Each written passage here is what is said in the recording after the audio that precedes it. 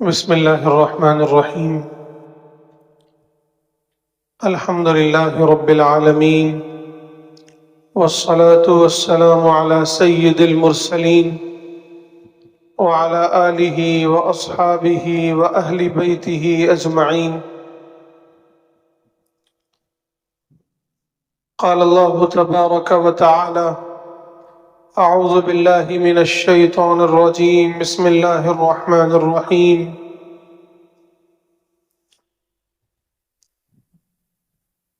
يا أيها الذين آمنوا ادخلوا في السلم كافة ولا تتبعوا خطوات الشيطان إنه لكم عدو مبين.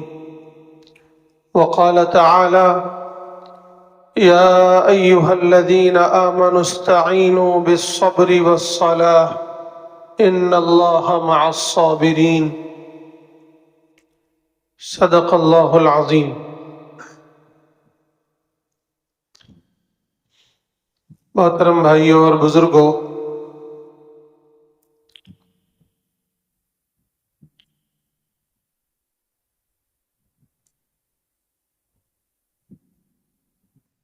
تاریخ کے ہر دور میں حق و باطل کی کشمکش جاری رہی ہے۔ جب جب بھی انبیاء اکرام علیہم السلام اس دنیا میں تشریف لائے اور انہوں نے حق کو واضح کیا، توحید کی دعوت کو لوگوں کے سامنے پیش کیا، باطل کو باطل کہا، اس کی حقیقت کو واضح کیا،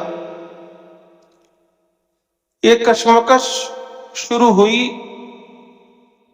اور نتیجہ یہ ہوا ہر دور میں کہ وجاء الحق وزهق الباطل، حق آیا، حق غالب ہوا اور باطل نیست و نابود ہو گیا۔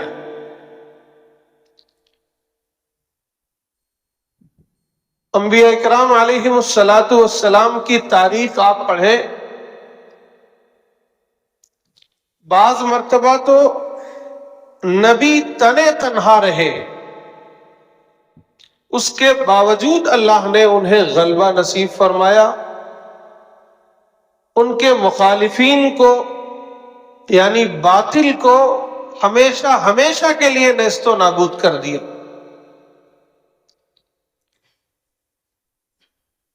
ہم سے پہلے اللہ تعالیٰ نے بحیثیت امت بنی اسرائیل کو منصب امامت اور منصب دعوت پر گویا فائز فرمایا تھا۔ ان کی تاریخ بھی آپ پڑھیں کہ ان کے مقابلے میں فرعون کھڑا ہوا، اس نے ظلم کی انتہا کر دی،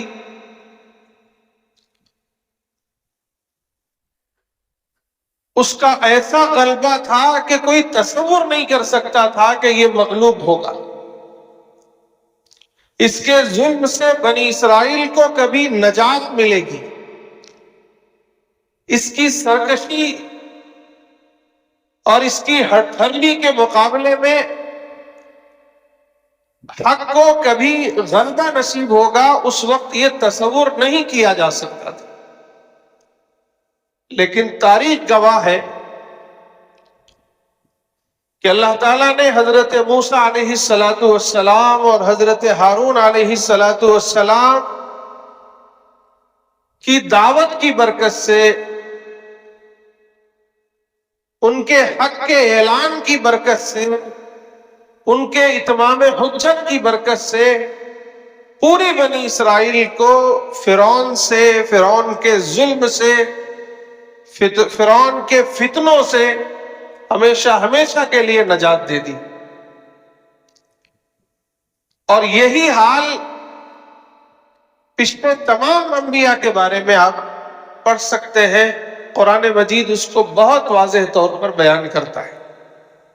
حضرت نوح علیہ السلام تنے تنہا، جو لوگ ایمان لائے وہ بہت کمزور لوگ، کہتے تھے کہ حاذہ اراذلنا، یہ تو بڑے اچھوت لوگ ہیں، بالکل پست لوگ ہیں جو آپ کے ساتھ ہیں، بے حیثیت لوگ ہیں جو آپ کے ساتھ ہیں۔ لیکن پھر اللہ تعالیٰ نے یہ دکھایا کہ دیکھو حق ان کے ساتھ ہے، سامنے والے اگرچہ طاقتور ہیں، اگرچہ حکومت والے ہیں، اگرچہ ان کے پاس اقتدار ہے، اگرچہ ان کے پاس لاؤ لشکر ہے، اگرچہ ان کے پاس اکثریت ہے، لیکن چونکہ وہ باطل پر ہیں اور باطل کی قسمت میں ہے کہ وہ شکست کھاتا ہے، وہ نیست و نابود ہوتا ہے، وہ جب سر اٹھاتا ہے اللہ تعالیٰ اسے جھکا دیتے ہیں۔ یہ پوری تاریخ رہی ہے۔ آج بھی اگر ہم یہ سمجھتے ہیں کہ باطل بہت طاقتور ہو چکا ہے، باطل کی بڑی اکثریت ہے، باطل کے پاس بڑے وسائل ہیں اور وہ شکست نہیں کھائے گا، تو یہ ہماری اور آپ کی بھول ہے۔ تِلْكَ الْأَيَّامُ نُدَاوِلُهَا بَيْنَ النَّاسِ، یہ اللہ کی سنت ہے۔ اللہ تعالیٰ یہ ایام بدلتے رہتے ہیں، یہ تاریخ بدلتے رہتے ہیں، یہ حالات بدلتے رہتے ہیں۔ بنی اسرائیل کی تاریخ اس پر بھی گواہ ہے کہ اللہ تعالیٰ نے فرعون سے نجات دی، انہیں سرخروئی عطا فرمائی، ان کی بڑی بڑی حکومتیں، سلطنتیں قائم ہوئی، لیکن جیسے جیسے ان پر زوال آتا گیا تاریخ میں، جب بھی وہ زوال پذیر ہوئے، ان کا ایمان کمزور ہوا، ان کے اخلاق کمزور ہوئے، ان کی ایمانی قوت میں کمزوری آئی، تو اللہ تعالیٰ نے انہیں مغلوب کیا، دوسروں کو غالب کر دیا۔ بعض دفعہ تو اللہ تعالیٰ نے بطور عذاب لوگوں کو ان پر مسلط کیا۔ یہی حال اس امت کا بھی ہو رہا ہے۔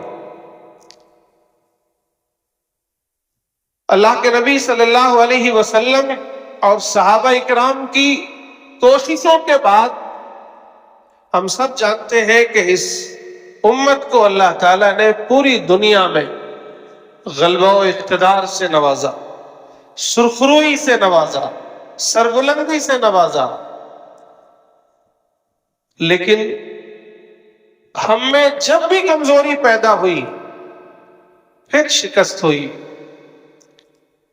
پھر ہم مغلوب ہوئے، پھر ہم کمزور ہوئے، پھر دوسری قومیں ہم پر غالب آئیں، بہت سے بادشاہ مسلط ہوئے، بعض دفعہ تو بعض قومیں ہم پر مسلط ہوئی۔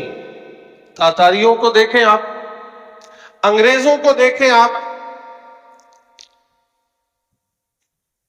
یہ پوری تاریخ رہی ہے۔ خود اللہ کے نبی صلی اللہ علیہ وسلم کے دور میں ایک بہت بڑا واقعہ ہے جس کو ہم سب غزوہ احد کے نام سے جانتے ہیں۔ واقعہ یہ ہے کہ اللہ کے نبی صلی اللہ علیہ وسلم 13 سال تک مکے میں لوگوں کو حق کی طرف بلاتے رہے، توحید کی دعوت دیتے رہے۔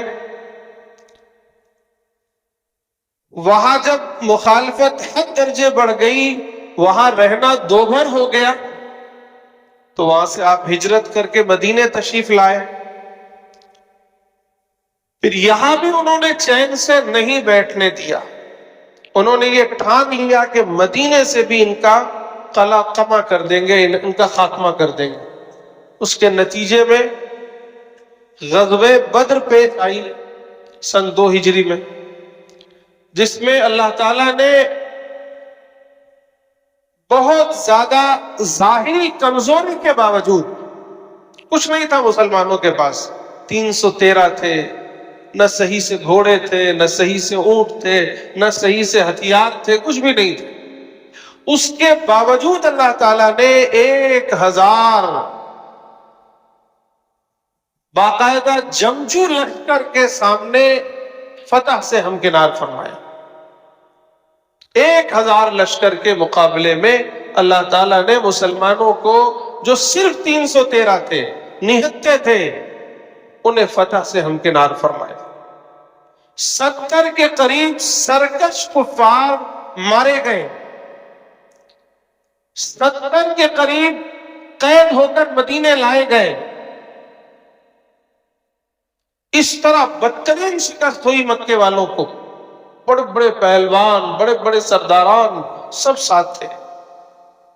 ابو جہل مارا گیا اور بڑے بڑے سرداران مارے گئے. مکے والوں میں تو گویا بالکل ماتم سا پڑ گیا، ماتم پڑ گیا. انہوں نے ٹھان لی کہ اس کا بدلہ لینا ہے. اور پھر 1 سال کے بعد وہ 3000 لشکر کے ساتھ مدینے آئے. جب ان کے بارے میں معلوم ہوا اللہ کے نبی صلی اللہ علیہ وسلم کو، تو اللہ کے نبی صلی اللہ علیہ وسلم نے لوگوں سے مشورہ کیا کہ کیا کرنا چاہیے. ان کے مقابلے کے لیے باہر نکلنا چاہیے یا مدینے میں رہ کر ان کا مقابلہ کرنا چاہیے. بہت سے لوگوں کی رائے یہ تھی، جس میں منافقین کی بڑی تعداد تھی، کہ مدینے میں رہ کر ہم مقابلہ کریں، ان کو آنے دیں.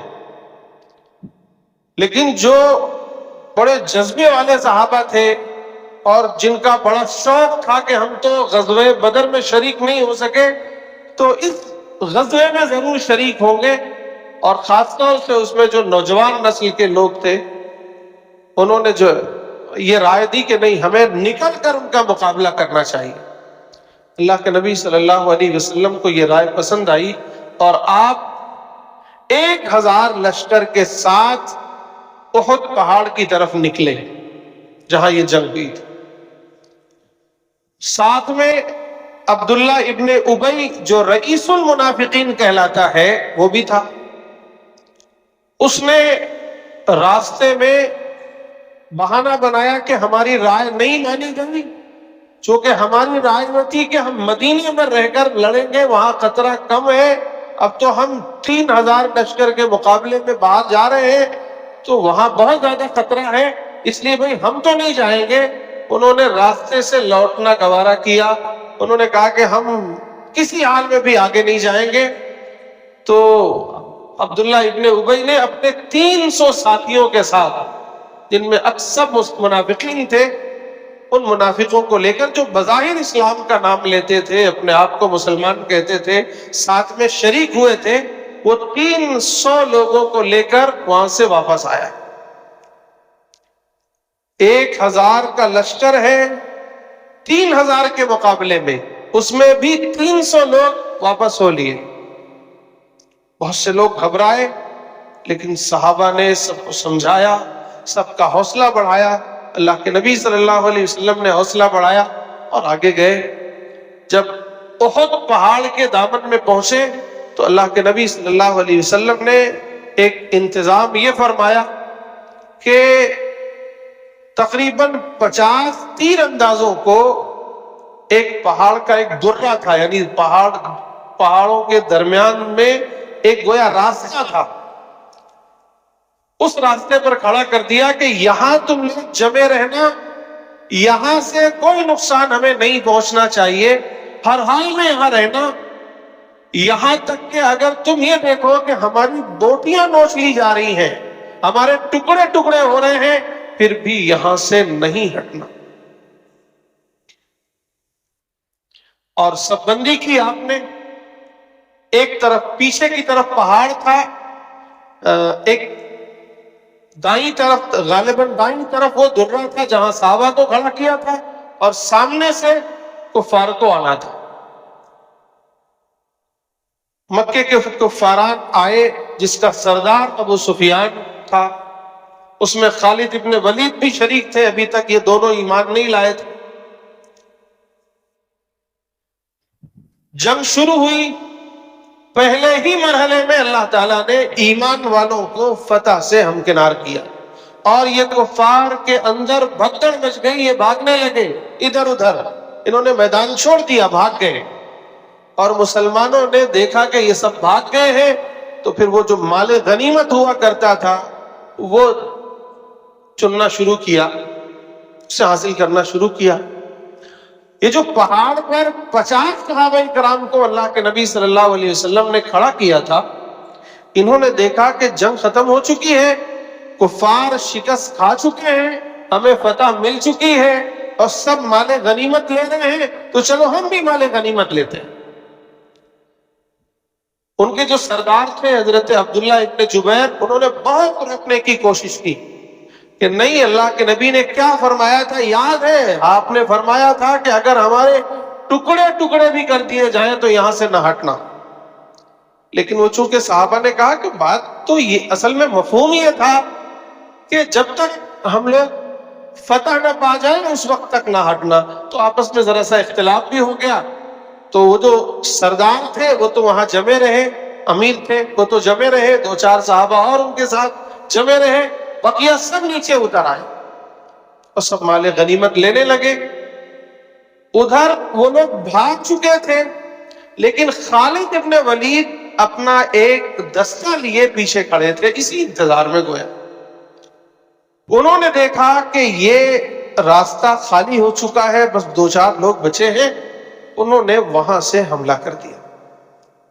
گویا پیچھے سے اب یہاں سب مال غنیمت سمیٹنے پر لگے ہوئے ہیں، اور یہ دائیں طرف پیچھے کی طرف سے پھر سے دوبارہ یہ کفار و مشرکین جمع ہو کر، جس کی سرداری خالد ابن ولید کر رہے تھے، سب آئے اور انہوں نے حملہ کر دیا۔ اچانک یہ حملہ ہوا تو مسلمان سمجھ نہیں سکے اور افراتفری مچ گئی، بہت سے صحابہ شہید ہوئے، لوگ ادھر ادھر بھٹکنے لگے۔ اللہ کے نبی صلی اللہ علیہ وسلم کے بارے میں یہ آواز کسی نے لگا دی کہ آپ تو شہید ہو گئے، اور جب اللہ کے نبی کی شہادت کا لوگوں نے سنا تو سب کو اندازہ ہو گیا کہ اب تو ختم ہے بات، اب تو ہمارا سارا مشن، سارا مقصد ہی ختم ہو گیا، ہماری ساری لڑائیاں، سارا مقصد، سارا نکلنا، ساری جد و جہد، ساری محنت تو اسی کے کام کے لیے تھی کہ اللہ کے نبی کو فتح نصیب ہو، اللہ کے نبی کو غلبہ نصیب ہو، اللہ کے نبی کا لایا ہوا دین کا بول بالا ہو، یہ مقصد تھا۔ اب اللہ کے نبی صلی اللہ علیہ وسلم شہید ہو گئے تو بات ختم ہو گئی، اکثر لوگ بددل ہو گئے، لیکن اللہ کے نبی صلی اللہ علیہ وسلم باحیات تھے، اور کچھ صحابہ آپ کے ساتھ تھے۔ انہوں نے آواز لگائی کہ نہیں، اللہ کے نبی صلی اللہ علیہ وسلم ابھی باحیات ہیں، لوگوں آؤ پلٹو ادھر۔ جب لوگوں نے دیکھا کہ اللہ کے نبی صلی اللہ علیہ وسلم باحیات ہیں تو دوبارہ انہوں نے پلٹنا شروع کیا، اور ادھر سے کافروں کی طرف سے تیروں کی بوچھار ہو رہی ہے۔ انہوں نے دیکھ لیا کہ نبی یہاں ہے تو وہاں انہوں نے بہت تیزی سے تیروں کی بوچھار کرنا شروع کی۔ صحابہ سامنے کھڑے ہو گئے، کتنے صحابہ نے 50 تیر اپنے بدن پر لیے، کسی کے ہاتھ کٹ گئے، کسی کا کیا ہوا، لیکن وہ ٹس سے مس نہ ہوئے اور اپنے نبی کی حفاظت کرتے رہے۔ اسی دوران اللہ کے نبی صلی اللہ علیہ وسلم کے چہرے پر چوٹ آئی، کسی نے تیر مارا یا غالباً برچھا پھینک کر مارا، تو وہ آ کر اللہ کے نبی صلی اللہ علیہ وسلم کے چہرے انور پر لگا، اور آپ کے دانت 2 شہید ہو گئے، اور پیچھے ایک گڈھا تھا اس میں آپ گر پڑے۔ وہ عجیب سی کیفیت تھی، لیکن صحابہ کرام نے جب دیکھا کہ اللہ کے نبی باحیات ہیں، چاروں طرف سے سمٹ کر آئے اور انہوں نے جو ہے اللہ کے نبی کی حفاظت فرمائی، اور پھر وہاں سے کسی طریقے سے اٹھایا، اور اٹھا کر کے، لیکن یہ عجیب بات ہے، مورخین لکھتے ہیں کہ یہ بہت بڑا موقع تھا کفار و مشرکین کے پاس کہ تمام ایمان والوں کو ہمیشہ ہمیشہ کے لیے وہاں سے مٹا سکتے تھے، وہ مکمل فتح حاصل کر سکتے تھے۔ لیکن ایک تو اللہ کے نبی کی ثابت قدمی، اور پھر صحابہ جب دوبارہ پلٹ آئے تو ان کی ثابت قدمی کے مر جائے کے پرواہ ہے، لیکن اب اپنے نبی کو کوئی آنچ آئے یہ نہیں ہونے دیں گے۔ اس کیفیت کو دیکھ کر وہ کہیں نہ کہیں مروب ہوئے اور انہوں نے سوچا کہ ہمارا بدلہ مل گیا ہے، اور وہاں سے وہ اپنا لشکر سمیٹ کر دور بھاگ گئے۔ اور اللہ کے نبی صلی اللہ علیہ وسلم احد پہاڑ کے اوپر ایک جگہ جا کر جمع ہو گئے۔ یہ جو کچھ بھی بچے تھے، جس میں اللہ کے نبی صلی اللہ علیہ وسلم تھے، حضرت ابو بکر تھے، حضرت عمر تھے، اور بہت سے صحابہ تھے، وہ سب جا کر کے اسی پہاڑ پر جا کر کے جمع ہوئے۔ تو ابو سفیان اور ان کے جو اور بھی سرداران تھے وہ آئے، اور انہوں نے دیکھا کہ لاشوں کی لاشیں پڑی ہیں۔ اس میں تقریباً 70 صحابہ شہید ہوئے تھے۔ کفار کی طرف سے مشکل سے 25 یا 27 کفار و مشرکین مارے گئے تھے، اور مسلمان 70 کے قریب شہید ہوئے تھے، جس میں سب سے بڑا نقصان تھا حضرت حمزہ رضی اللہ تعالیٰ عنہ کا، جو آپ کے چچا تھے، آپ کے دوست تھے، آپ کے رضائی بھائی تھے، شروع سے آپ کا ساتھ دیا تھا۔ ایک مرتبہ کا واقعہ ہے نا بہت مشہور، کہ ابو جہل نے اللہ کے نبی صلی اللہ علیہ وسلم کو برا بھلا کہا۔ کہیں شکار پر گئے ہوئے تھے حضرت حمزہ، واپس آئے، باندی نے بتایا کہ تم کہاں ہو؟ تمہارے بھتیجے کو ابو جہل نے آج یہ کہا ہے، اتنا برا بھلا کہا ہے۔ جوش میں آئے، فوراً تلوار نکالی اور پہنچ گئے، اسی تیر کمان کے ساتھ پہنچ گئے خانہ کعبہ میں، دیکھا ابو جہل بیٹھا ہوا ہے، فوراً اس کے سامنے گئے اور اس کو مارا ایک کمان زور سے، اس کے چہرے سے خون بہنے لگا، اور کہنے لگے تو ہمارے بھتیجے کو ستاتا ہے؟ اگر تو اس وجہ سے ستاتا ہے کہ وہ یہ کہتے ہیں کہ اللہ ایک ہے، تو میں بھی گواہی دیتا ہوں کہ اللہ ایک ہے۔ وہاں انہوں نے اپنے ایمان کا اظہار کیا۔ اس وقت سے ایمان لائے تو ہر وقت آپ کے ساتھ رہے، عقبہ کے موقع پر آپ کے ساتھ رہے، اور غزوہ بدر کے موقع پر آپ کے ساتھ رہے۔ سب سے بڑھ کے سپہ سالار کو آپ ہی کو اللہ کے نبی نے بنایا، وہ آج غزوہ احد میں شہید ہو گئے تھے، اور اتنی بے دردی سے شہید ہو گئے تھے کہ ان کے ناک کان کو کاٹا گیا تھا۔ جس کو ابو سفیان کی بیوی ہندا نے گلے کا ہار بنایا، ان کے سینے کو چاک کیا گیا، ان کا کلیجہ نکالا گیا، اس کو دانتوں سے چبایا، ان کے ہاتھ پیر کاٹ دیے گئے، مسلح کر دیا گیا۔ بہت قتل ہونے کے بعد بھی آپ کی لاش کے ساتھ مسلح کیا گیا، اس کو بہت بے دردی سے شہید کیا گیا۔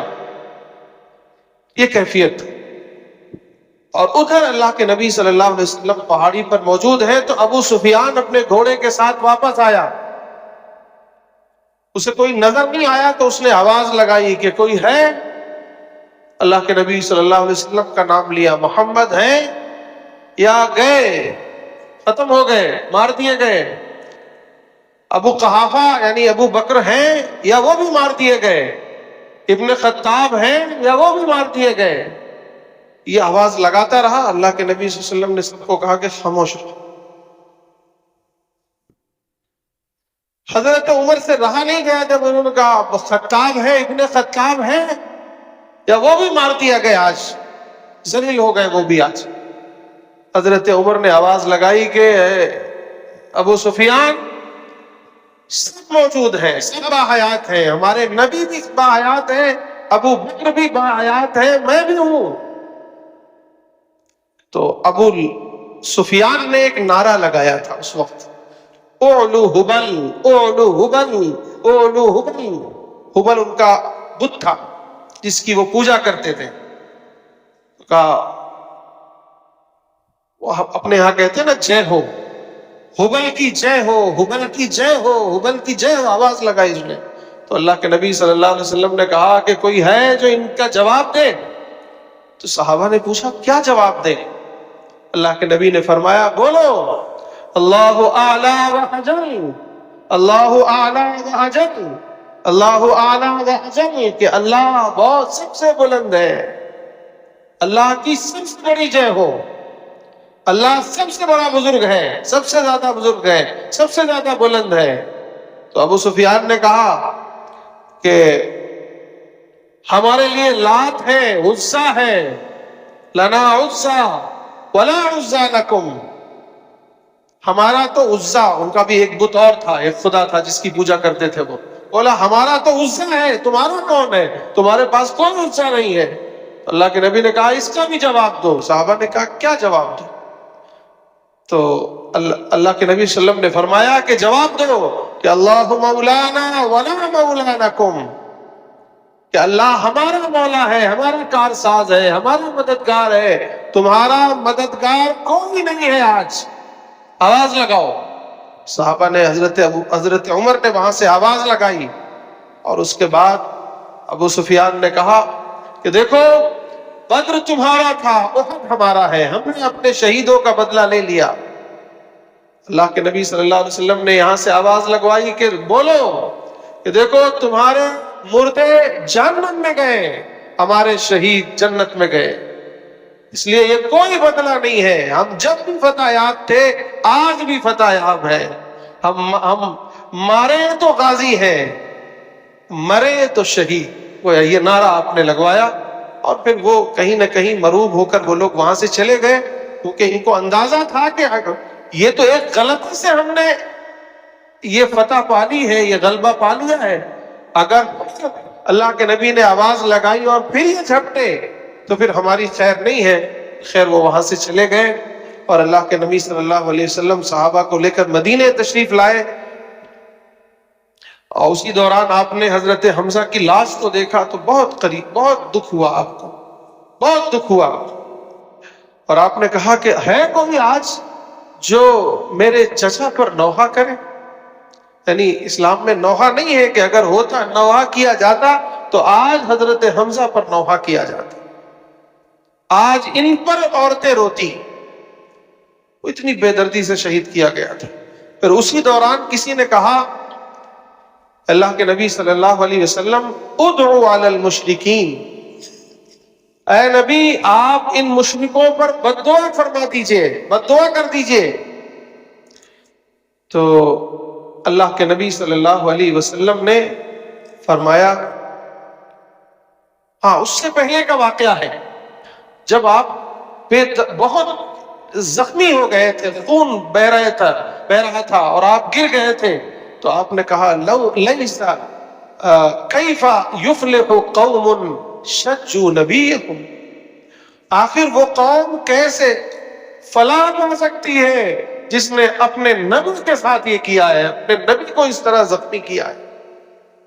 تو اللہ تعالیٰ کی طرف سے یہ آیت نازل ہو گئی، بہت غور سے سننے کی بات ہے، یہ آیت نازل ہو گئی، کیف یکون کیف لیس لک من الامر شیء ان یتوب علیہم او یعذبہم، کہ اے نبی آپ کو یہ کوئی حق نہیں پہنچتا ہے، آپ کو اختیار نہیں ہے کہ آپ انہیں عذاب دیں یا انہیں معاف کریں، یہ حق تو اللہ کا ہے کہ اللہ چاہے تو انہیں عذاب دے اور اللہ چاہے تو ان کی مغفرت کر دے، انہیں معاف کر دے۔ یہ آپ غور کریں کہ اس روایت کے تحت محدثین نے ان دو واقعہ نقل کیا ہے، ایک تو غزوہ احد کا یہ واقعہ کہ ادھر 70 کے قریب صحابہ شہید ہو گئے ہیں، حضرت حمزہ کا بے دردی سے قتل کیا گیا ہے، اللہ کے نبی صلی اللہ علیہ وسلم انتہائی درجے زخمی ہے، اور ایسی کیفیت میں اللہ کے نبی صلی اللہ علیہ وسلم کے جملے کی زبان سے صرف اتنا جملہ نکلتا ہے، کیف یفلح قوم شجوا نبیہم، کہ وہ قوم کیسے فلاح پا سکتی ہے جس نے اپنے نبی کو اس طرح سے زخمی کیا ہے۔ اللہ تعالیٰ کی طرف سے تنبیہ آ جاتی ہے۔ اور اسی میں ایک روایت یہ نقل کی ہے کہ صحابہ نے کہا کہ یہ لوگ بہت ستا رہے ہیں، بہت حالات خراب ہیں، یہ دیکھیے غزوہ احد میں 70 کے قریب صحابہ مارے گئے، آپ ذرا ان کے لیے بد دعا فرما دیں، ادعو علی المشرکین، ان مشرکوں پر بد دعا فرما دیں۔ تب یہ آیت نازل ہوئی کہ دیکھو آپ کو یہ حق نہیں ہے کہ آپ ان پر بد دعا کریں اور ان پر عذاب لے آئیں، یہ اللہ کا حق ہے، اللہ چاہے تو عذاب دے۔